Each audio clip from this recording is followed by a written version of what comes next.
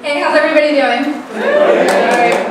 Thank you so much for inviting me to come and speak on this. Thank you all for coming out.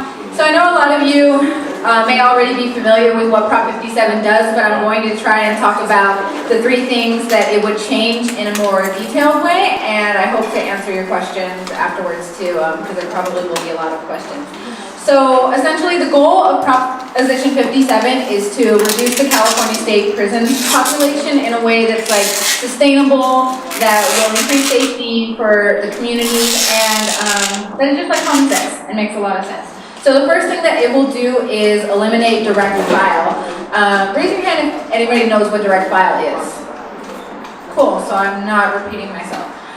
So what direct file is it gives a prosecutor the unilateral power to be able to charge youth as young as 14 as an adult. So they don't need to go through any hearing, they don't need to prove that this youth is a particular danger or threat. A prosecutor can just decide, I want to put this kid through the adult system, and they have the power to do that. 75% of kids right now who are currently in the adult prison system are direct file, and 90% of them are youth of color.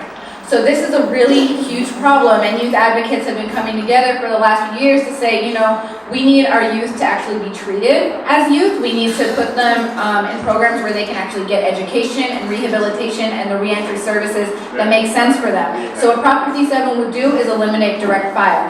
And the only way that a youth will be able to be charged as an adult is if they go through a fitness hearing and a judge has to say there's a particular reason for charging them as an adult. Although I don't think anyone should be charged as an adult, but this is an important step in the right direction. The second thing that Proposition 57 would do is allow parole earlier for people convicted of certain nonviolent offenses after they serve their base term and before they serve their enhancement time. I'll explain to you what that means.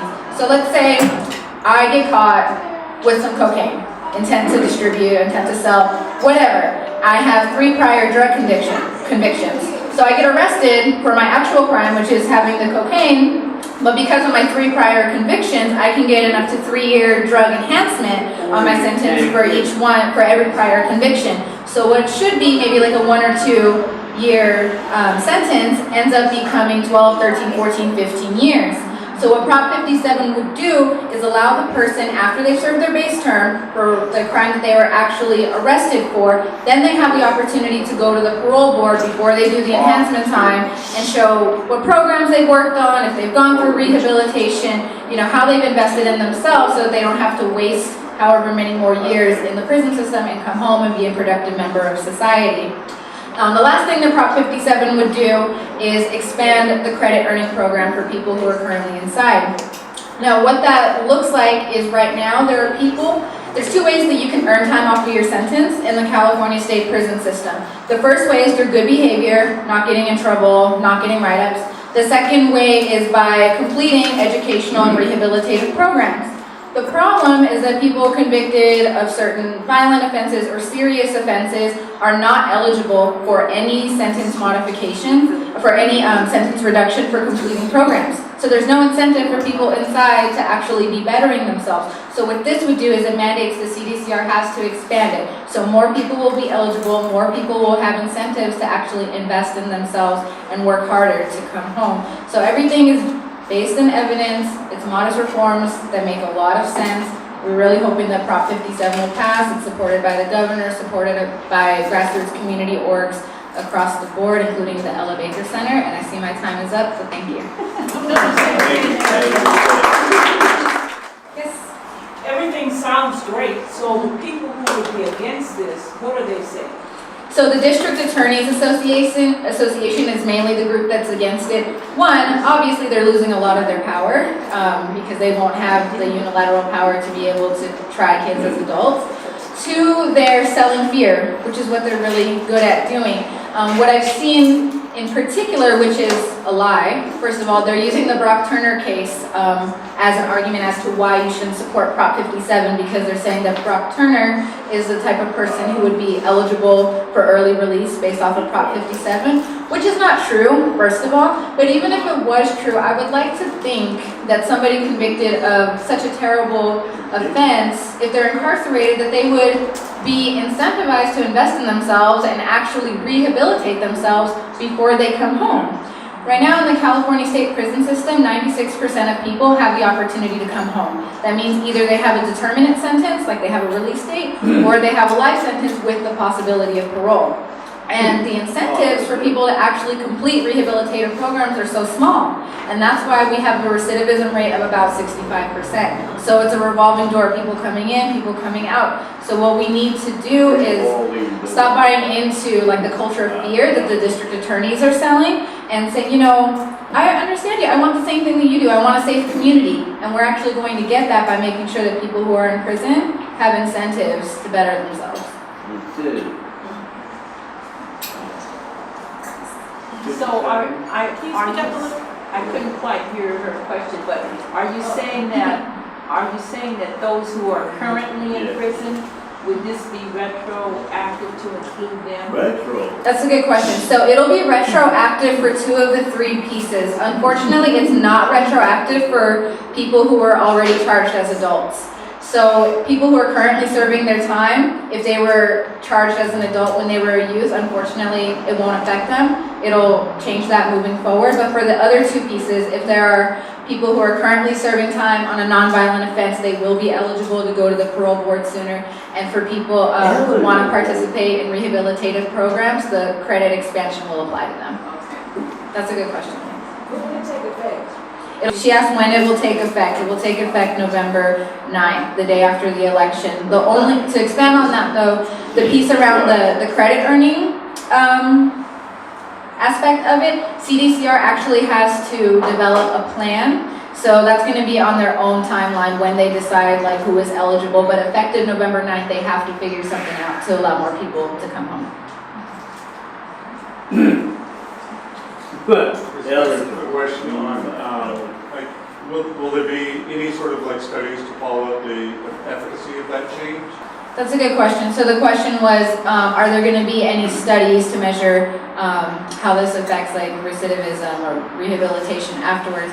As far as I know, I don't know of anything that's planned so far. I imagine that there will be, like with previous reforms around incarceration, there have been numerous studies, like with Prop 47.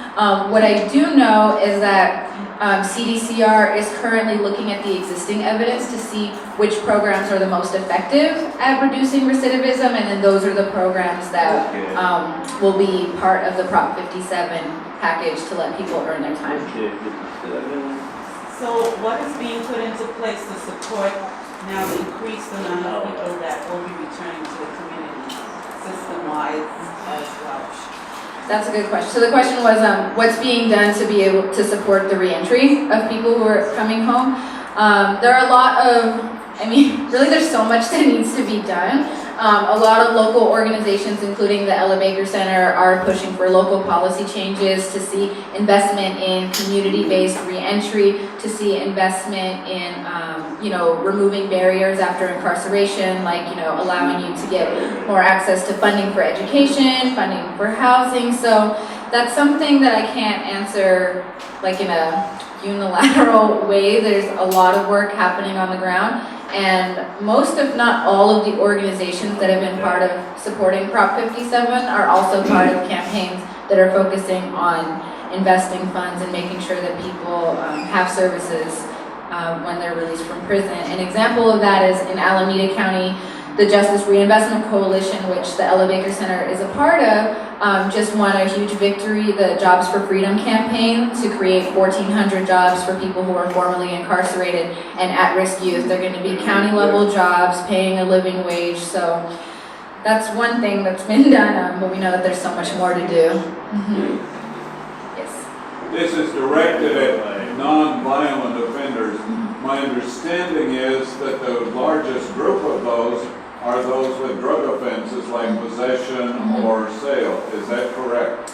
Yes, that is correct. So the question was around nonviolent offenders. He said that his understanding is that most people who are serving nonviolent sentences are for drugs or possession.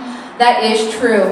And Prop 47 changes so that a lot of them we're able to reduce them down to misdemeanors. Realignment helped a lot of folks like serve that time in a county jail versus a state prison. But you still have people there who have fallen through the cracks, like people who were convicted of like intent to sell or distribution. There's still a lot of work to be done, and in my opinion, it's really important that we like expand this so that it does also apply to people convicted of the quote violent crimes, because that's the majority of the people in there, and those are the people who we should probably be concerned about when they're coming home. Last question. Does nonviolent crime include burglaries? Yes, only if there's nobody home. Question, what was the question? The question was, does nonviolent crime include burglaries? So burglary is always a serious crime. It's not always a violent crime. It's only considered a violent crime if when you break into the house, somebody is at home. Only dangerous. Thank you. Thank you.